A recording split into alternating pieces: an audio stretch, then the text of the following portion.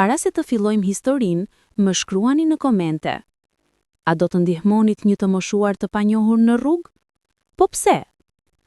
Kjo është një histori e vërtet që do t'ju bëjë të qani, të mendoni dhe të kuptoni se mirësia nuk harrohet kurrë. Është historia e Arlindës, një vajze shqiptare 24 vjeçare nga Tirana, që shkoi në Zvicër me një valixhe ëndrash dhe një zemër plot shpresë. Por ajo që nuk e dinte, ishte se një moment dashurie dhe njerëzie do t'ja ndryshonte jetën përgjithmonë. Nëse jeni gati, uluni rehat, sepse kjo histori është e gjatë, por çdo sekond ja vlen. Le të fillojmë. Arlinda nuk e kishte imagjinuar kurrë se një ditë do të gjendej në Zvicër. Jo, vajza e thjesht nga Tirana, e rritur në një apartament me 2 dhoma në katin e 5 të një pallati socialist, ku uji ndërpritej çdo mëngjes dhe nëna e saj lante rroba me dorë sepse makina larse ishte prishur prej vitesh. Por Arlinda kishte një cilësi që e dallonte nga shumë të tjerë. Ajo nuk hiqte dorë kurrë. Kur ishte 18 vjeçe, filloi të punonte si kamariere në një restorant në qendër të Tiranës. Orari ishte mizor, nga ora 10 e mëngjesit deri në orën 23 të mbrëmjes. Por ajo buzëqeshte gjithmonë. Klientët e donin. Shefja i thoshte: "Ti ke diçka të veçantë, Arlinda? Ke dritë në sy." Por të jetuarit në Tiranë bëhej gjithnjë e më i vështirë. Qiraja po rritej, pagat po binin, prindrit e saj po plakeshin, dhe ajo kishte një ëndër që spushonte së djegurin në zemër, të studionte infermieristik, të ndihmonte njerëzit, të bënte diçka që kishte kuptim. Por në Shqipëri, ëndra e saj dukej e largët sa malet e dajtit në mjegull. Një ditë pranvere, ndërsa po shërbente një familje turistësh zviceran, dëgjoi një bisedë që i ndryshoi jetën. Zvicra ka nevojë për punëtor, veçanërisht në spitale dhe shërbime. Pagat janë të mira. Njerëzit tratohen me respekt. Arlinda nuk foli, por zemra i rrahte fort. Atë mbrëmje kur u kthye në shtëpi, hapi laptopin e vjetër dhe kërkoi mundësi pune në Zvicër për shqiptar. Ajo që pa e bëri të besonte përsëri. Ekzistonin programe, agjenci, mundësi.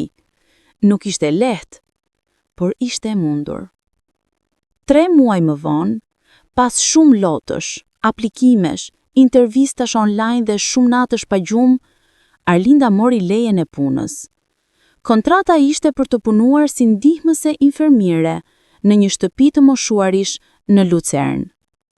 Kur e tregoi për nënën, e ëma e përqafoi dhe qau: "Shko bi, shko dhe bëj diçka me jetën tënde. Ne do të jemi mirë." Por të dyja e dinin se nuk do t'i ishte lehtë. Dita e nisjes ishte 12 shtator. Aeroporti i Tiranës ishte plot me familje që po përshëndesnin të dashurit. Arlinda mbante një valixhe të vogël dhe një çantë shpine. Brenda saj kishte vetëm rroba të thjeshta, disa letra nga nëna dhe një fotografi familjare. Kur kaloi kontrollin e pasaportave dhe u kthye për herë të fundit, pa babain që po e shikonte me sy plot lot. Ai nuk qante let, por atë ditë lotë Tiranë. Fluturimi drejt Syriu zgjati vetëm 2 orë, por për Arlindën u duk një jetë të tërë. Ajo shikonte nga dritarja, shihte ret, diellin që po perëndonte mbi Adriatik dhe mendonte: a do të jem mirë? A do të kem sukses? A do të më pranojnë?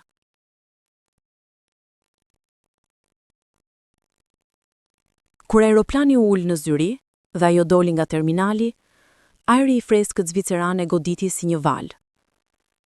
Çdo gjë ishte e pastër, e organizuar, e qetë. Njerëzit ecnin me hapa të sigurt. Tramvajet lëviznin në kohë. Asgjë nuk ngjante me Tiranën. Arlinda mori trenin drejt Luzernit. Rruga zgjati 1 orë e gjysmë. Nga dritarja shite male të larta me majat e bardha, liqene kristalore, shtëpi si në përralla. Por në zemër kishte frikë.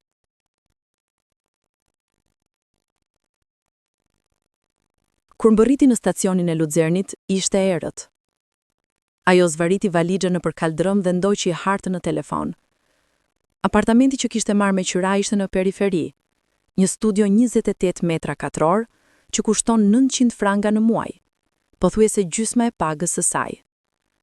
Por kur hapi derën dhe pa dhomën e vogël të pastër, me një dritare që jepte nga liçeni, buzëqeshi. Këtu fillon jeta ime e re, tha ajo me vete. Ditën e parë ishte e vështirë. Ajo u caktua të ndihmonte në dhomën e Frau Weber, një grua 89 vjeçare me Alzheimer. Gruaja nuk e njihte Arlindën dhe filloi të bërtiste. Kush je ti? Ku është vajza ime? Arlinda u mblodh në këmbë. I zuri duart me butësi dhe i tha me anglisht. Unë jam këtu për t'ju ndihmuar. Emri im është Arlinda. Por gruaja nuk qetësohej. Kolegët Arlindës, dy infermiere zvicerane të reja me emra Sabrina Lena, filluan të qeshnin prapa shpinës së saj. Ajo as nuk di të flasë gjermanisht siç duhet, tha njëra. Arlinda e dëgjoi, por nuk tha asgjë. Vetëm buzëqeshi dhe vazhdoi punën. Javët kalonin. Çdo ditë ishte e njëjtë. Të ngrihej në orën 5:30, të merrte autobusin në orën 6:15, të arrinte në punë në 7. Ndryshonte batanie, pastronte dhoma, ndihmonte të moshuarit të hanin, të laheshin, të ecnin. Ishte punë e rëndë, por Arlinda nuk ankohej kurrë. Ajo i donte të moshuarit, i dëgjonte historitë e tyre edhe kur ata i harronin çdo ditë. Një plak me emër Herr Baumann i tregonte çdo mëngjes për luftën, edhe pse e kishte treguar ditën më parë. Arlinda buzëqeshte dhe e dëgjonte përsëri. Por jetën jashtë punës e kishte të vështirë. Apartamenti ishte i vogël dhe i ftohtë. Ushqimi ishte i shtrenjtë. Një darkë e thjeshtë në restorant kushton 30 franga. Arlinda gatonte makarona dhe patate çdo ditë. Më e vështira ishte vetmia. Ajo nuk kishte miq. Kolegët e saj nuk flisnin shumë me të. Kur dilnin për kafe pas pune nuk e ftonin. Ndjen se ishte e huaj, e ndryshme. Një mbrëmje, Arlinda ishte ulur në apartamentin e saj dhe po fliste me nënën në videothirrje. Si e bi? Pyeti nëna. Arlinda buzëqeshi, por sytë i ishin të kuq. Mirë, mami, çdo gjë është në rregull. Por nëna e njihte. Arlinda, mos më gënje, të njoh. Ajo nuk e duroi dot më. Filloi të qante. Mami, jam e vetme. Këtu askush nuk të flet. Askush nuk të shikon. Ndjem se hajër. Nëna qau edhe ajo. Bi, je e fort. Ti do të dalësh. E di që je e fort. Por atë natë, Arlinda nuk ndihej e fort. U ndjen e vogël, e humbur, e pambrojtur. Ishte një e premte e fillimit të tetorit. Dita ishte e ftohtë, por e qartë. Arlinda kishte mbaruar turnin dhe po ecte drejt stacionit autobusit. Rrugët e Lucernit ishin të mbushura me njerëz turistë që bënin foto, çifte që shëtisnin, biznese që mbylleshin për fundjavë. Arlinda ecte me kokën ulur, duke menduar për punën, për paratë, për shtëpinë. Pa pritur, dëgjoi një tingull të fortë. Fump, një trup që ra në tokë. Arlinda u kthye dhe pa një plak të rrëzuar në trotuarin e gurzuar. Ai ishte shtrirë në krah, me fytyrën të kthyer nga toka dhe dora e tij po dridhej. Ajo filloi të vraponte drejt tij, por diçka e çuditshme po ndodhte. Njerëzit po kalonin. Po, një çift i ri kaloi duke shikuar për një sekond dhe vazhdoi. Një grua me qen ndaloi, por pastaj u largua. Një burr me kostum shikoi orën dhe eci më shpejt. Askush nuk po ndalonte. Arlinda e arriti plakun dhe u gjunjëzua pranë tij. Zotëria jeni në rregull? Tha ajo në anglisht duke e prekur shpatullën me kujdes. Plaku hapi syt ngadalë. Fytyra e tij ishte e zbehtë. Dora e djathtë po gjakonte, kishte rënë mi guralec. Unë nuk ndihem mirë, murmuriti ai në gjermanisht. Arlinda nuk fliste gjermanisht mirë, por kuptoi. Ajo nxori një shamin nga çanta dhe ja mbështolli dorën. Qëndroni qetë, do t'ju ndihmoj. Ajo kontrolloi pulsin, ishte i dobët, por i rregullt. Pastaj kontrolloi kokën, nuk kishte goditje të rënda. Nxori ujë nga çanta dhe ia dha. Pini ngadalë. Plaku piu një glonjë dhe mbylli syt, lot filluan të rrjedhin nga faqet e tij. Arlinda telefonoi ambulancën menjëherë, fliste në anglisht me operatorin, duke shpjeguar se ku ishte, çfarë kishte ndodhur dhe gjendjen e plakut. Ambulanca është në rrugë, tha operatori. Arlinda qëndroi pranë plakut, ia mbajti dorën. Çdo gjë do t'jetë mirë, i tha me butësi. Plaku e shikoi, sytë e tij ishin blu të zbehtë, plot dhembje, por edhe diçka tjetër. Habi. Pse mundesh mua? Pyeti ai me zë të dobët. Arlinda buzëqeshi, sepse je njeri. Plaku i çau më shumë. Ambulanca erdhi pas 5 minutash. Infermierët e ngritën plakun me kujdes dhe e vendosën në barel. Arlinda u tha çfarë kishte bërë, si e kishte gjetur dhe çfarë kishte kontrolluar. Një infermier e shikoi me respekt. Ke bërë punë të mirë. Ti ke në trajnim? Po, jam ndihmëse infermiere. Bravo. Ti e ke shpëtuar. Arlinda nuk e besonte. Kishte bërë vetëm atë që mendonte se ishte e drejtë. Kur ambulanca po mbyllte dyert, plaku e shikoi Arlindën përsëri. Si të quajnë? Pyeti. Arlinda. Arlinda. Përsëriti ai. Faleminderit. Dhe dyert u mbyllën. 2 ditë më vonë, Arlinda nuk mund ta nxirrte plakun nga mendja. Ajo pyete veten. A është mirë? A e kanë kushtuar mjekët? A ka familje? E diela ishte dita e saj e lirë. Ajo vendosi të shkonte në spital për ta parë.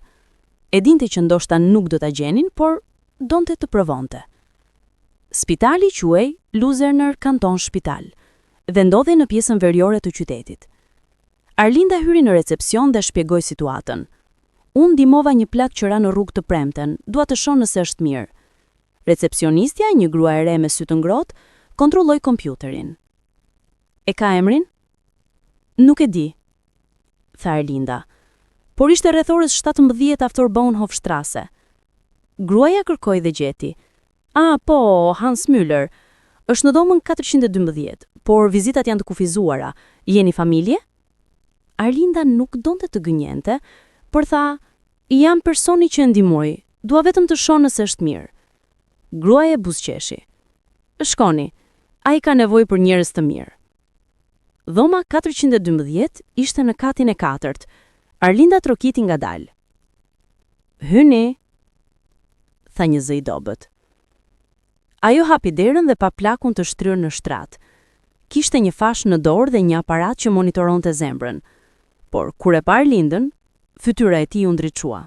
Ti erdhe, tha ai në anglisht me një tekst të fortë gjerman. Arlinda buzëqeshi.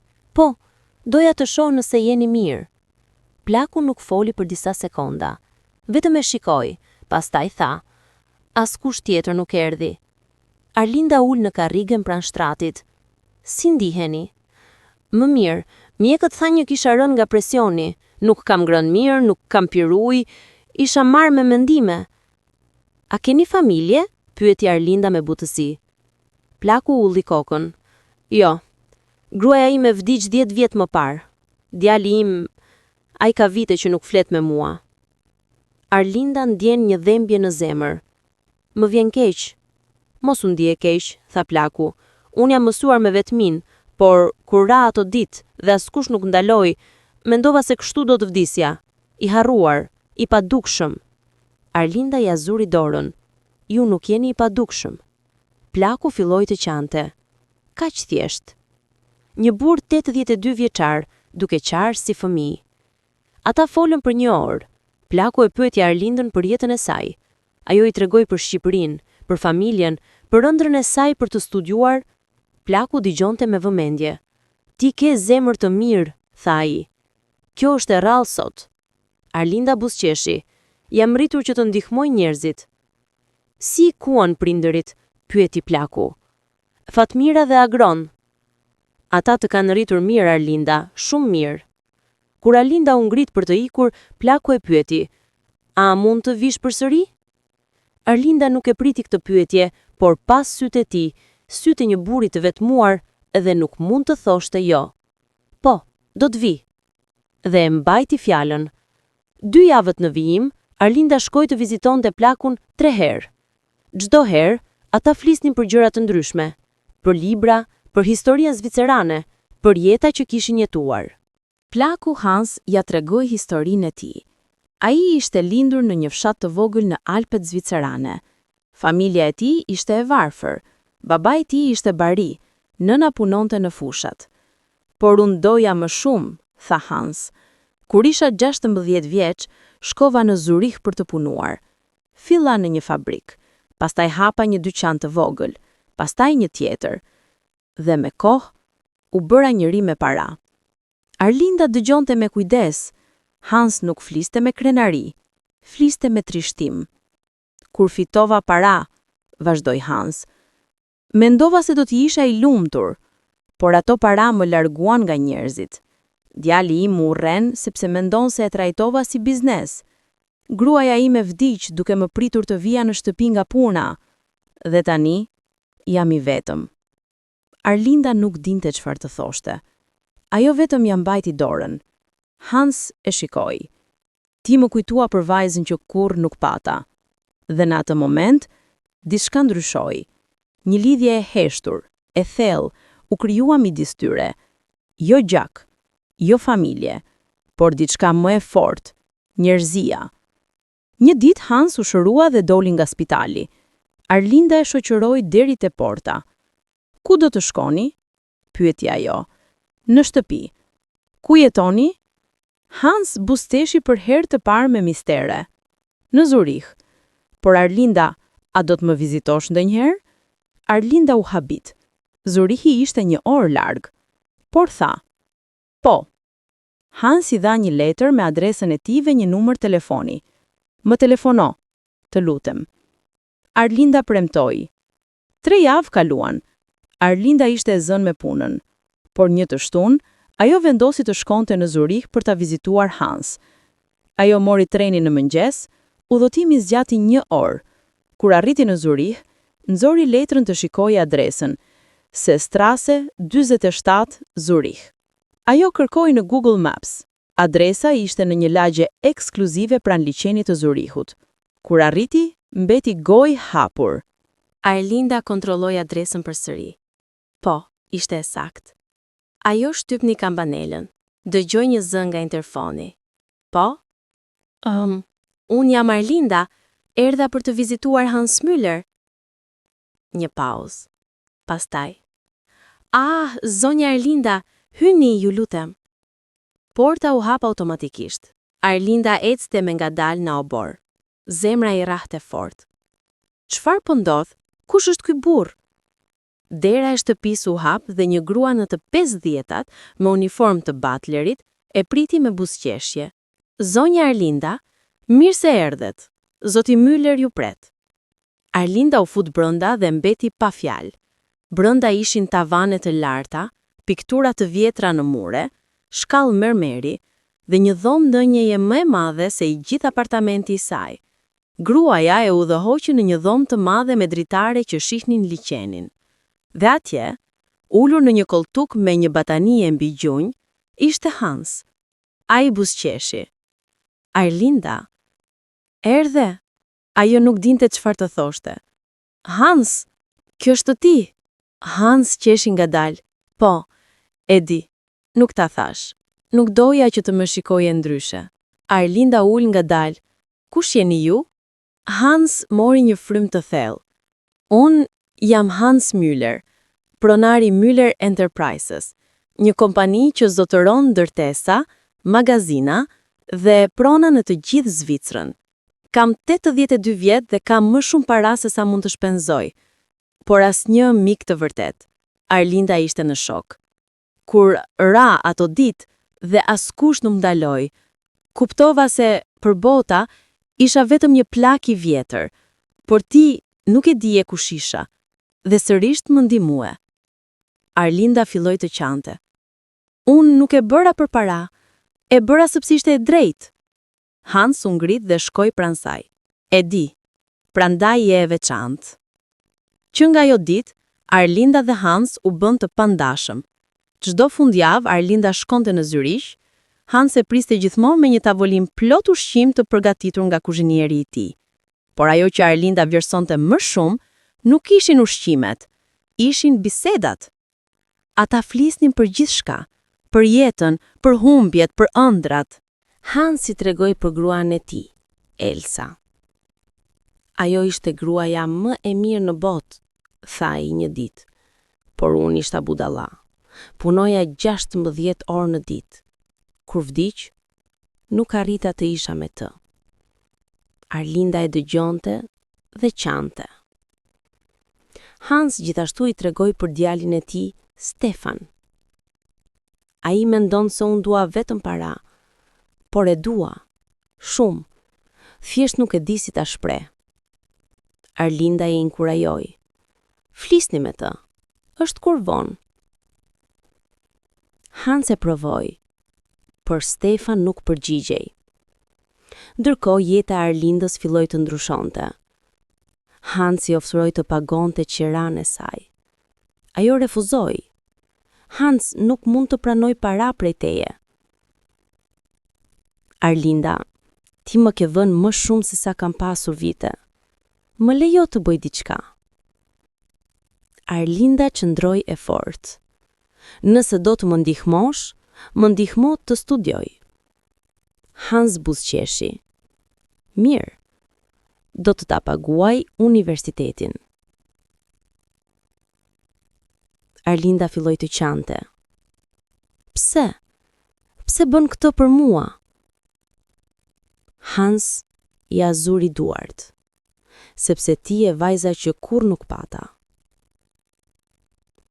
Ishte fundi i nëntorit.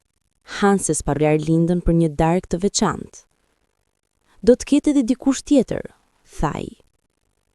Arlinda shkoi në Zurich atë mbrëmje. Kur arriti, pa një makinë elegance të parkuar përpara vilës.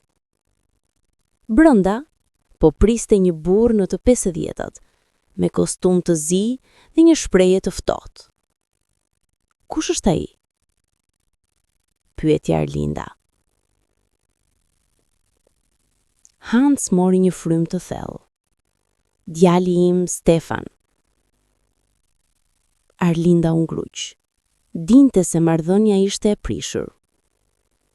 Darka filloi në heshtje. Stefan nuk fliste shumë, por gjatë darkës, Hans filloi të fliste. Stefan, dua që të takosh Arlindën. Ajo më shpëtoi jetën. Stefan e shikoi Arlindën me dyshim. Po, e dëgjova. Ajo nuk e bëri për para, vazhdoi Hans.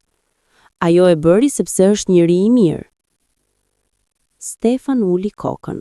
Më vonë, kur Hans shkoi në tualete, Stefan e shikoi Arlindën dhe tha, "Çfarë doni prej tij?"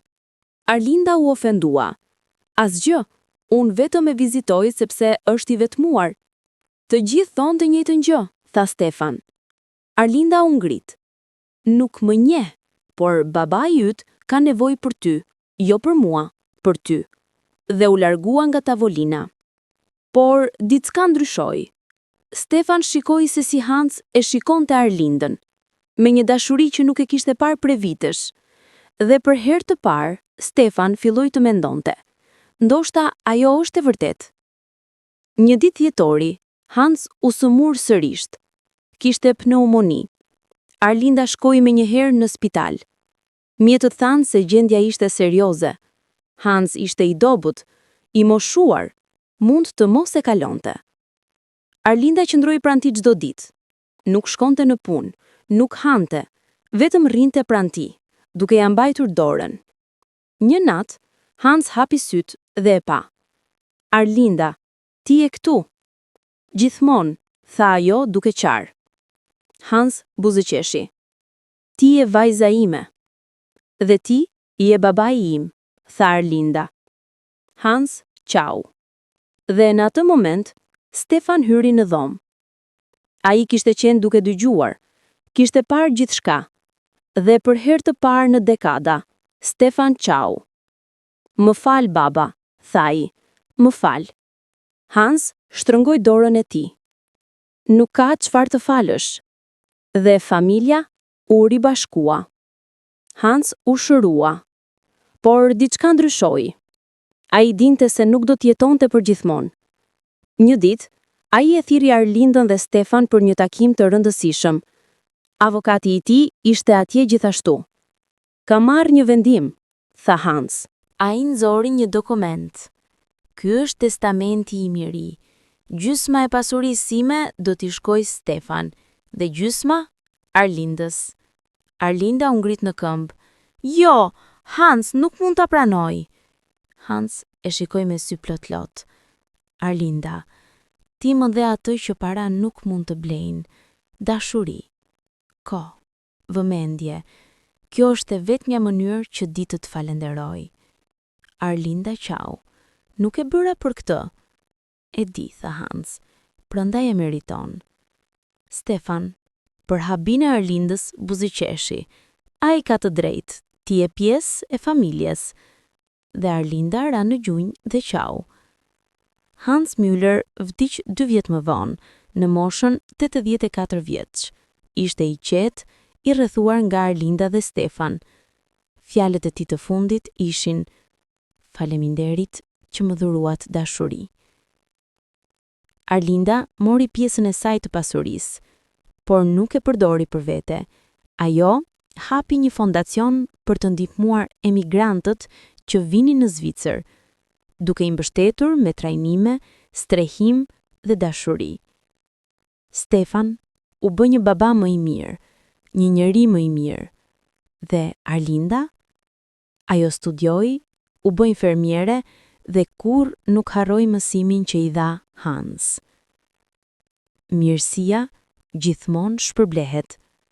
Ndoshta jo sot, ndoshta jo nesër, por gjithmonë. Nëse kjo histori ju preku zemrën, shkruani në komente: a do të ndihmonit një të moshuar të panjohur në rrugë, po pse? Dhe mos harroni të lini një like dhe subscribe, sepse historitë të tilla vijnë çdo javë. Faleminderit që ishit këtu. Shihemi në videon tjetër.